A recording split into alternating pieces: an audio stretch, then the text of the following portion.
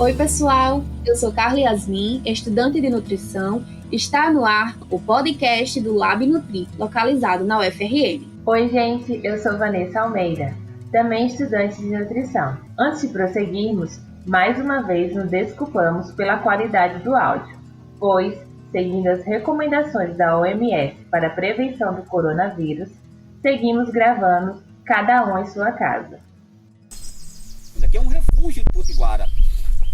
Ao lado, vocês vão encontrar o Cunhaú, onde estão os santos pró-mártires.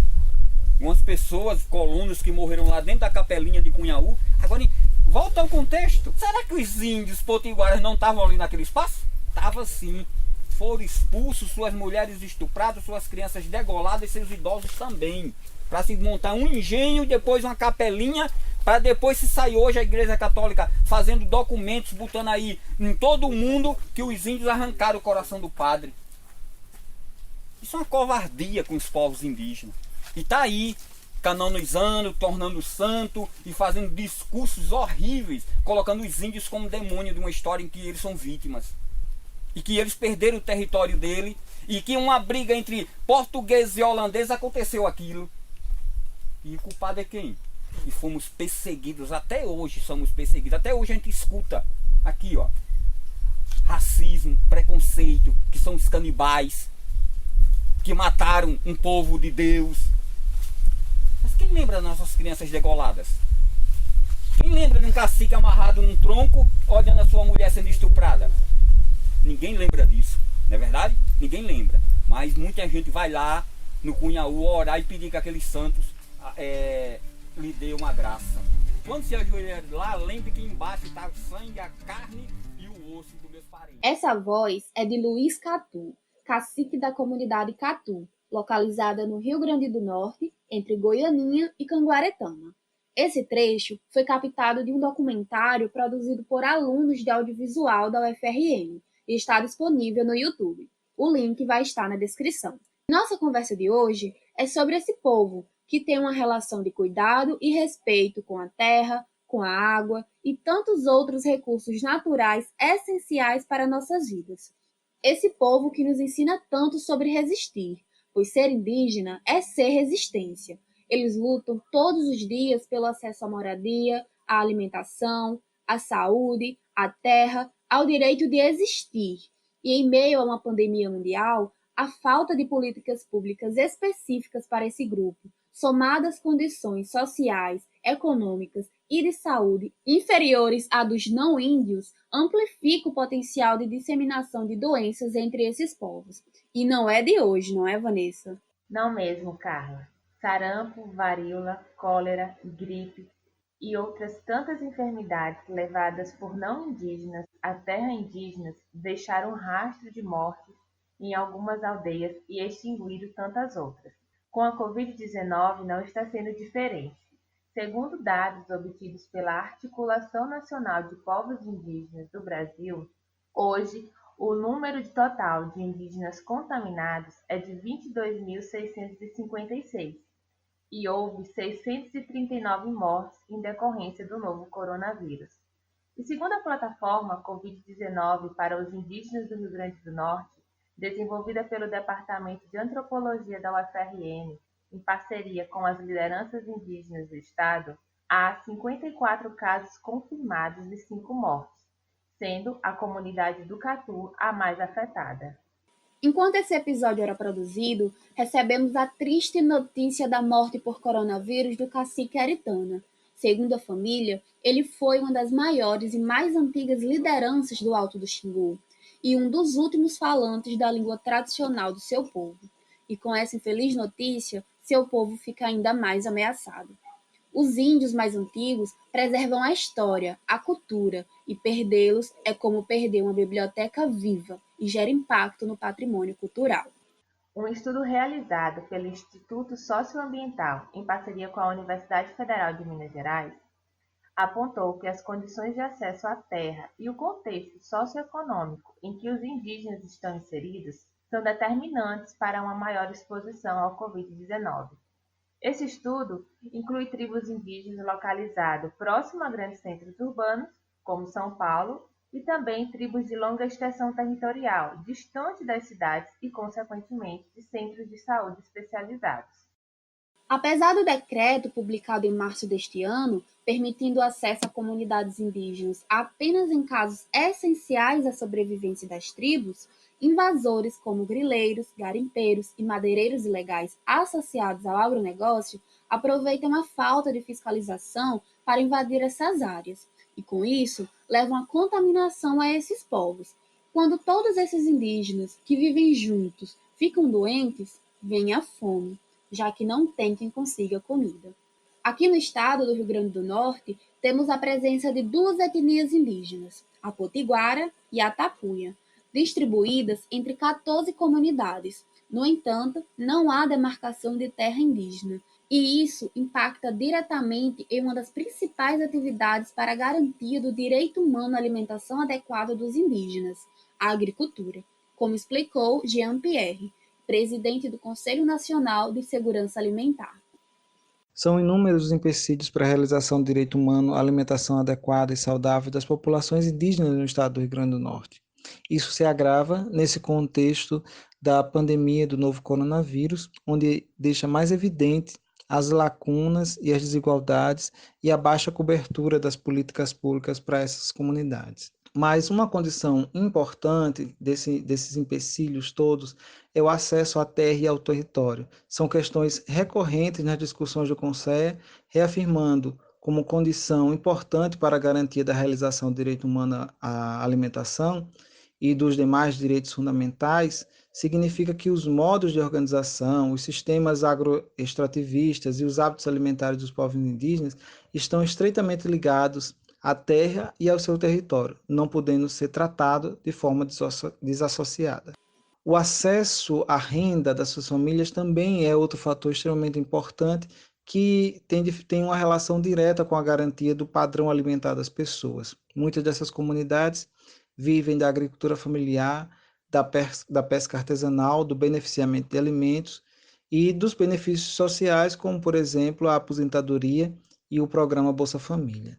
É importante destacar também que muitas dessas comunidades são guardiões da biodiversidade e relatam para a gente as graves situações de degradação dos recursos naturais, do mar, dos rios, das matas, dos mangues, entre outros, com uma ameaça constante a essas comunidades, como, por exemplo, a questão do uso dos agrotóxicos nessas comunidades indígenas. Podemos citar duas das comunidades indígenas do Rio Grande do Norte que estão sofrendo por falta de políticas públicas. A comunidade do Amarelão, composta por 340 famílias, sendo que 156 delas tiram seu sustento exclusivamente do beneficiamento de castanha de caju. E a comunidade do Catu, que conta com 203 famílias, das quais 53 dependem diretamente da coleta de mangaba. E essa comunidade protege as nascentes dos rios que compõem as áreas de proteção ambiental, em especial o rio Catu, que vem sofrendo inúmeros ataques com o avanço do agronegócio de cana-de-açúcar, como o uso desenfreado de agrotóxicos e tentativa de derrubada das casas indígenas. Com a pandemia, esses e outros povos encontram dificuldades para comercializar esses produtos e as famílias ficam sem renda, inviabilizando a garantia do direito humano à alimentação adequada e saudável. Jean também nos explicou a importância da representação indígena no Conselho para a construção e monitoramento das políticas públicas voltadas para a população indígena. É importante destacar que no Conselho há uma ampla representação da sociedade civil e entre essas representações é assegurado a participação dos povos indígenas enquanto representação da sociedade e enquanto conselheiro estadual no Conselho. Essa representação exerce um papel importante de interlocução com as várias situações que acontecem nas comunidades indígenas, no diálogo e no monitoramento destas políticas voltadas para a população indígena também. Agora, também há inúmeras interlocuções também, de denúncias que nos chegam, de intervenções que precisam ser feitas no campo da intersetorialidade das políticas públicas para as populações indígenas, no qual o Conceia tem sido fortemente atuante no sentido de propor e de fazer suas intervenções por meio das conferências, por meio dos diagnósticos, por meio dos diálogos com a comunidade. E isso é um dos principais pontos, né, de comunicação do Conceia. E também falou da necessidade da atuação das universidades públicas em pesquisas que avaliem a situação de insegurança alimentar e nutricional dos povos indígenas. Atualmente também uma parceria bastante proveitosa entre as universidades UFRN, a Universidade Federal da Paraíba e a Universidade Federal Rural de Pernambuco, no sentido de realização de uma pesquisa sobre a situação de insegurança alimentar dos povos indígenas no estado do Rio Grande do Norte. Essa é uma pesquisa importante, porque são escassas as pesquisas de insegurança alimentar e nutricional no país, e aqui no estado do Rio Grande do Norte talvez seja inédita essa pesquisa com os povos e comunidades tradicionais, e essa pesquisa ela é realizada também em parceria com o Conceia no estado do Rio Grande do Norte. O acesso a essas políticas também é dificultado por falta de acesso à educação e informação. A falta de informação é um dos principais pontos, né, de dificuldade de acesso aos povos indígenas, né? Seja ela no município, porque é uma dificuldade de reconhecimento desse segmento no CadÚnico, seja porque a população também precisa estar informada de seus direitos. E isso, para populações vulnerabilizadas, isso é fundamental. Nesse sentido, vale registrar que várias foram as reivindicações das famílias indígenas, né, para serem inseridas no CadÚnico, como indígenas, uma vez que não vem sendo respeitado o pressuposto do autorreconhecimento étnico. Isso é fundamental. A inscrição da família no CadÚnico não garante somente a entrada no programa Bolsa Família, mas ela garante uma porta de acesso a outros programas fundamentais de qualificação profissional, de tarifa social, da energia elétrica, da carteira do idoso, do Minha Casa Minha Vida, entre outras tantas políticas públicas. Por isso é fundamental que se consiga garantir o acesso às políticas públicas, especialmente para os povos em comunidades tradicionais e os povos indígenas. Mas um dos empecilhos importantes que deve ser destacado é a invisibilidade e o preconceito institucional que tem essas comunidades, muitas vezes invisibilizadas, né, pelas políticas públicas e pelo poder público. Uma das principais reivindicações das comunidades indígenas que chegam ao Conceia é a educação escolar indígena específica, que leva em consideração a sua especificidade, diferenciada, intercultural, bilíngue e comunitária, conforme define a legislação fundamentada na educação escolar indígena. Isso é fundamental para que seja garantida a sua reprodução cultural. Todos esses fatores que foram citados corroboram para que a insegurança alimentar e nutricional dos povos indígenas seja mais severa do que a dos não indígenas. Com relação à insegurança alimentar e nutricional dos povos indígenas, sabe-se que as comunidades e populações indígenas do Brasil sofrem com uma série de privações, muitas vezes mais severas do que a população em geral, tendo como desfecho, inclusive, uma grave desnutrição infantil nas crianças indígenas. O crescimento infantil é um sensível indicador da saúde das crianças, assim como o estado nutricional das crianças é um dos mais importantes e sensíveis indicadores da qualidade de vida de uma comunidade. Deste modo, o acesso à alimentação adequada é frequentemente utilizado como indicador de segurança alimentar e nutricional de uma população, subsidiando políticas e ações pelo poder público. Os povos indígenas no Brasil apresentam um complexo quadro de vulnerabilidade social relacionado ao acesso ao alimento que agravam sua situação de insegurança alimentar e nutricional. A situação alimentar e nutricional dos povos indígenas que residem aqui no território potiguar são assuntos muitas vezes secundários nas agendas dos governos e pouco conhecida pela sociedade civil, não existindo até o momento, inclusive, pesquisas mais arrojadas publicadas pela academia aqui no estado do Rio Grande do Norte. Só para se ter uma ideia, no diagnóstico realizado pelo Conceia sobre insegurança alimentar e nutricional na comunidade indígena de Sagitrabanda, junto, inclusive, com vários órgãos, incluindo a UFRN, foi observado que, somando todas as formas de insegurança alimentar e nutricional identificada, 96% das famílias apresentaram insegurança alimentar, sendo 82,2% nas formas moderada e grave. Diante destes resultados, se evidenciou a gravidade da situação alimentar das famílias indígenas entrevistadas, perpassando desde a preocupação com o alimento, pela sua restrição, até pela falta do alimento em si.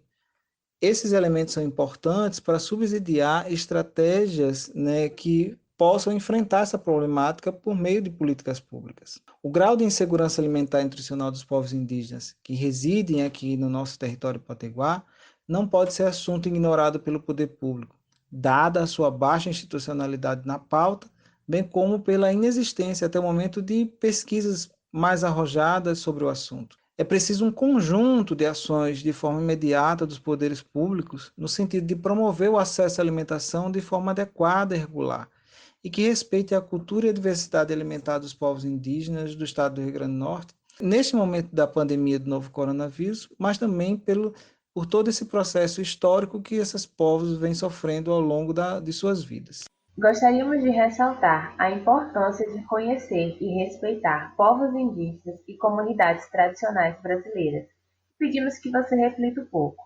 O que você sabe de fato sobre eles? Saber mais das pautas e lutas indígenas ajuda a dar visibilidade e fortalecer temas como os que trouxemos hoje. O nosso programa está chegando ao fim. Obrigada por nos ouvir. Por ora, ouçam uma canção entoada por crianças da comunidade Catu e registrada pelos alunos do curso de Audiovisual da UFRN.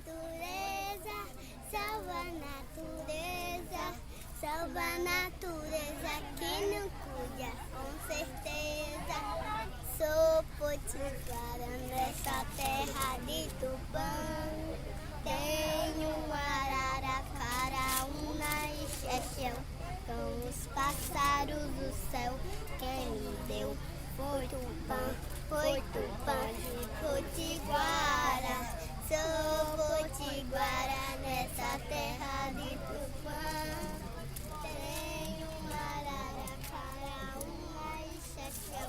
Com os pássaros do céu, quem me deu foi Tupã. A pesquisa deste episódio foi realizada por Vanessa Almeida e Luiz Dantas, entrevista por Vanessa Almeida, a gravação do episódio por Carla Yasmin e Vanessa Almeida, edição de som por Carla Yasmin e a foto de capa do episódio foi de Juliana Lino.